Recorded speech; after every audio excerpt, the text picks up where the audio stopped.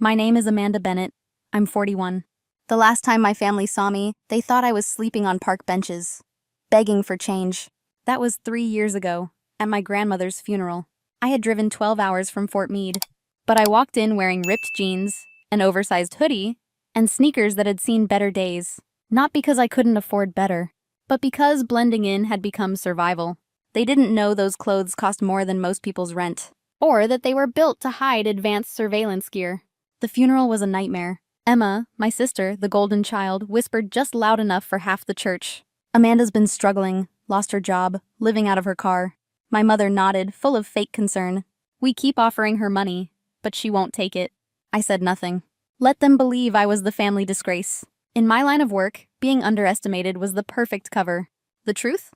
I was a cyber operations specialist, level 15. For 18 years, I'd tracked cyber threats, dismantled terrorist networks, and stopped wars the public would never hear about. But to them, I was still the failure, the ghost who missed holidays, the sister who couldn't hold a job, the daughter who peaked in college and never recovered. They thought I was broken.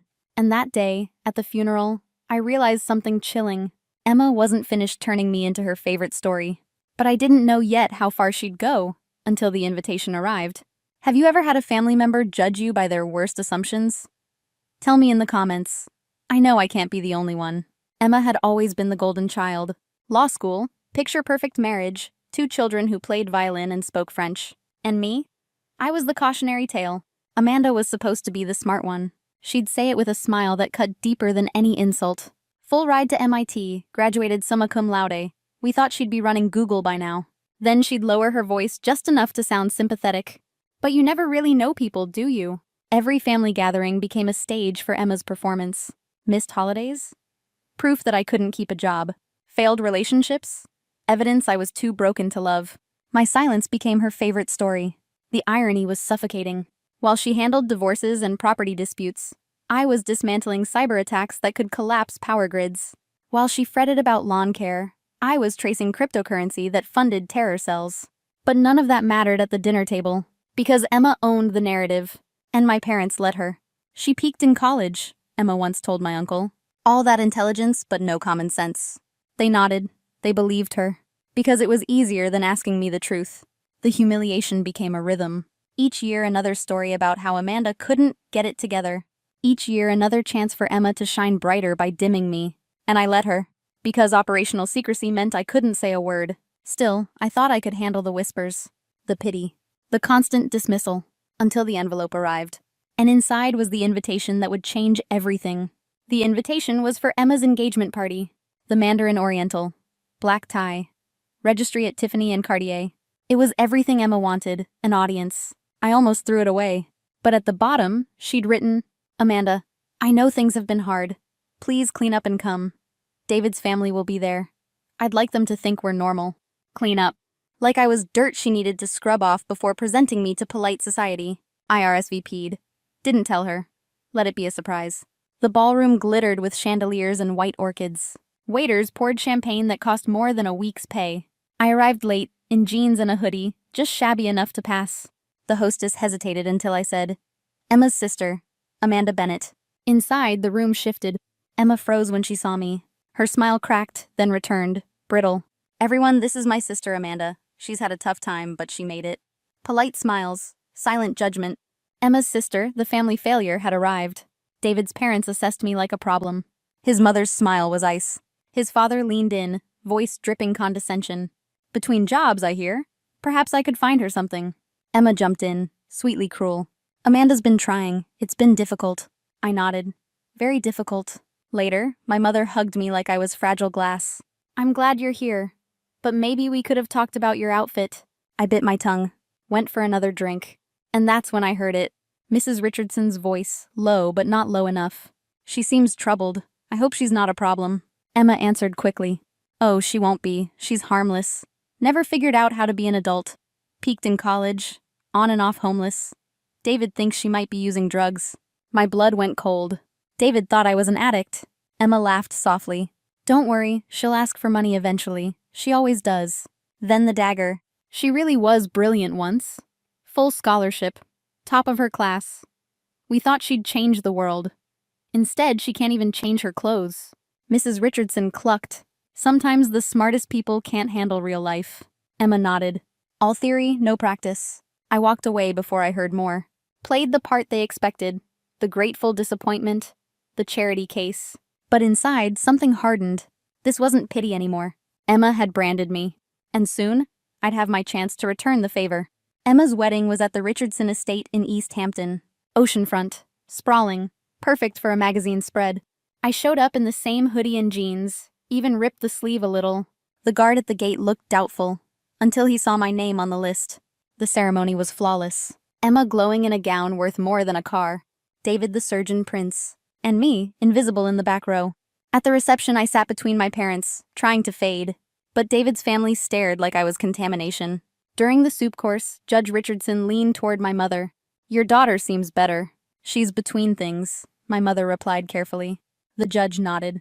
Perhaps I could find her an opportunity. Someone like her. Everyone at the table heard the charity in his voice. Later, Emma pulled me aside. They think you might be using drugs, she whispered. Your appearance, your behavior, it's humiliating. Do you think I am? I asked. She looked away. I don't know anymore. Do you know what David's family thinks of me? That was it. She wasn't worried about me. She was worried about her image. I walked inside, found a quiet study, and made the call. Colin's here. Sir, it's Bennett. I need a favor. You're on leave. I am, but I need a car, something official, and a uniform. A pause. My handler knew better than to press. How official? As official as you can make it. Give me an hour. Back at the reception, I waited. Emma and David danced beneath the lights. Then headlights cut the driveway. A black SUV, government plates. Agent Morrison handed me a garment bag and a briefcase. Compliments of the director. Security detail in 20 minutes. I almost laughed. But if I was going to end this charade, I'd end it right. In the guest bathroom, I changed. Navy blazer with the NSA seal. Rank insignia gleaming. Credentials in the briefcase. Civilian equivalent of a brigadier general. When I looked in the mirror, I didn't see a failure. I saw myself. Amanda Bennett. Senior Cyber Operations Specialist. National Security Agency. And when I walked back into that reception, the silence told me everything. I walked back into the reception wearing the uniform. Navy blazer. NSA seal. Rank insignia gleaming. The room froze. Gasps rippled across the tables. My mother's mouth fell open. Emma's wineglass stopped halfway to her lips. I sat at the family table. Placed my credentials on the white linen where everyone could see them. Sorry, I said lightly. Work called. Judge Richardson reached with shaking hands. His eyes flicked over the clearance level. His face drained of color. Your NSA Senior Executive Service? He stammered. Level 15, I confirmed. Eastern European Desk, Cyber Threat Operations. The table went silent. Emma looked like she might faint. You said you worked with computers, my mother whispered. I do, I said. I dismantle terrorist networks. Track threats, prevent wars. Emma shot to her feet, chair clattering to the grass. I need air, she choked. I followed her down to the edge of the lawn. Waves crashed against the rocks beyond the tent. She turned on me, mascara streaking her face. How could you do this to me? She sobbed.